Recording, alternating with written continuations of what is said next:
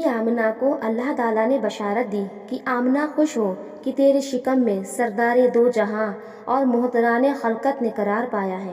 اور جب یہ پیدا ہوں تو ان کا نام محمد رکھنا۔ اور جبرائیل علیہ السلام کو حکم ہوا کہ فرشتوں کو جماعت کے ساتھ ایک علم سبز مہدی لے کر دنیا میں جاؤ، اور اس علم کو خانہ کعبہ کی چھت پر نصب کر کے منادی کرو کہ آج کی رات نور محمدی سے حضرت آمنہ مشرف ہوئی ہیں، اور کہہ دے کہ اے ساکنان زمین خوش ہو، فخر کرو، دونوں جہاں کے سردار حبیب خدا صلی اللہ علیہ وسلم دنیا میں تشریف لاتے ہیں۔ خوشا قسمت اس امت کی کہ جس کا نبی محمد صلی اللہ علیہ وسلم سا پیغمبر ہو، اور زہے قسمت اس شخص کی جو محمد پر ایمان لائے اور پڑھے اشہد ان لا الہ الا اللہ و اشہد ان محمد رسول اللہ۔ کہتے ہیں کہ حضرت بی بی آمنہ فرماتی ہیں کہ حمل کے شروع سے 6 مہینے تک مجھ کو کوئی علامت ایسی ظاہر نہ ہوئی جو اکثر عورتوں کو ایسی حالت میں ہوتی ہے، یعنی بوجھ معلوم ہوتا ہے۔ لکھا ہے کہ جس شب نور محمدی آمنہ کو سپرد ہوا ہے تو اللہ تعالیٰ کا ارشاد ہوا، اے عرش تجلیات کا برقع پہن اور خوشی اور فخر کی چادر اوڑھ، اے جنت کی حوروں تمام کھڑکیاں کھول دو اور آراستہ ہو جاؤ، آج ہمارا محبوب اپنی والدہ کے شکم مبارک میں رونق افروز ہوا ہے۔ بی بی آمنہ فرماتی ہیں کہ حمل کے شروع سے 6 مہینے تک مجھ کو کوئی علامت ایسی ظاہر نہ ہوئی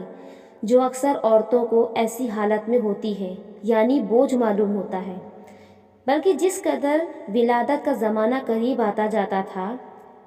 اتنے ہی آثار بہتر سرور فرحت بڑھتے جاتے تھے اور طبیعت کو انبساط اور خوشی ہوتی تھی، کیونکہ پہلے مہینے میں حضرت آدم تشریف لائے اور فرمایا کہ اے آمنہ خوش ہو، تمہارے شکم میں وہ صاحب عزت و توقیر ہے جن کے واسطے زمین آسمان پیدا کیے۔ دوسرے مہینے میں حضرت نوح علیہ السلام تشریف لائے اور فرمایا اے آمنہ تمہارے شکم میں فرزند ہے جو صاحب آخرت و فتح ہوگا۔ تیسرے مہینے میں حضرت ادریس، اور چوتھے مہینے میں حضرت ابراہیم، اور پانچویں میں حضرت اسماعیل، اور چھٹے میں حضرت موسیٰ، ساتویں میں حضرت داؤد، اور آٹھویں میں حضرت سلیمان، اور نویں میں حضرت عیسیٰ علیہ السلام تشریف لائے، اور سب نے طرح طرح کے فضائل اور خوشخبریاں سنائیں۔ آپ کی والدہ فرماتی ہیں کہ جب پیدائش کا زمانہ قریب آیا تو حضرت آسیہ اور حضرت بی بی مریم حاضر ہوئی، اور بہت سی حوریں جنت کی ان کے ساتھ تھیں جس سے سارا گھر بھر گیا، اور دریافت کرنے پر کہا اللہ تعالیٰ نے حضور کی خدمت کے واسطے بھیجا ہے۔ آپ کی والدہ ماجدہ فرماتی ہیں کہ قریب وقت واضح حمل ایک ایسی وحشت ناک آواز میرے کان میں آئی کہ جس کو سن کر کانپ گئی اور مجھے خوف معلوم ہوا۔ اتنے میں ایک مرغ سفید آیا اور اس نے اپنے بازو میرے سینے پر ملے، جس سے وہ خوف بالکل جاتا گیا۔ کچھ تشنگی معلوم ہونے لگی۔ اسی وقت ایک شخص سفید لباس پہنے میرے پاس آیا۔ اس کے ہاتھ میں شربت کا ایک گلاس تھا جو دودھ سے میٹھا تھا، برف سے زیادہ ٹھنڈا، اور اس میں گلاب کی سی خوشبو آتی تھی۔ میرے ہاتھ میں وہ گلاس دیا، میں نے خوب سے ہو کر اس شربت کو پیا، مان تشنگی دور ہو گئی۔ اندازے سے ایسا معلوم ہوتا تھا کہ کوئی فرشتہ تھا جو جنت سے باحکم رب العالمین شربت لایا تھا۔ بعد 9 ماہ گزرنے کے ربیع اول دوشنبے کے دن صبح صادق کے وقت 6700 برس کے بعد زمانہ آدم سے ہمارے بادشاہ والا جاہ احمد مصطفیٰ محمد مصطفیٰ صلی اللہ علیہ وسلم نے جمال جہاں تاب سے روشن و منور فرمایا۔ آپ کی والدہ فرماتی ہیں کہ پیدائش کے وقت تمام گھر میں اس قدر روشنی ہو گئی کہ در و دیوار پر نور ہو گئے۔ جس وقت آپ نے ایک جلوہ فرمایا، 4 عورتیں آسمان سے اتریں،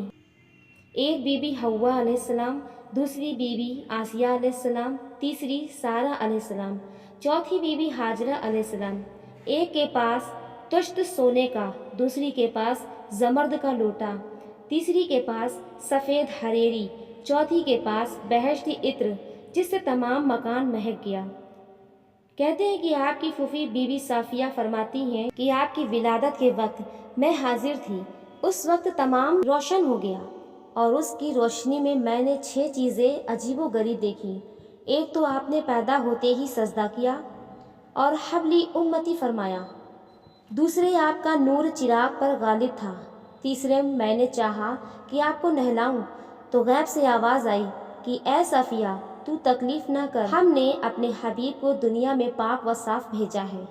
چوتھے آپ ختنہ کیے ہوئے پیدا ہوئے۔ پانچویں آپ کے دونوں شانوں کے درمیان مہر نبوت مثل آفتاب کی چمکتی تھی جس پر بخت جلی تحریر تھا، لا الہ الا اللہ محمد رسول اللہ۔ چھٹے آپ نے پیدا ہی فرمایا، اشہد ان لا الہ الا اللہ محمد رسول اللہ۔ روایت ہے کہ حضرت عبد المطلب آپ کے دادا فرماتے ہیں کہ میں اس وقت خانہ کعبہ میں تھا، میں نے دیکھا کہ ایک بارگاہ کعبۃ اللہ اپنی جگہ سے ہلا اور خوشی میں جھوما، پھر چار دیواری کے ساتھ جھکا اور مقام ابراہیم میں سجدہ کیا اور پھر اسی جگہ دیواریں کھڑی ہو گئیں۔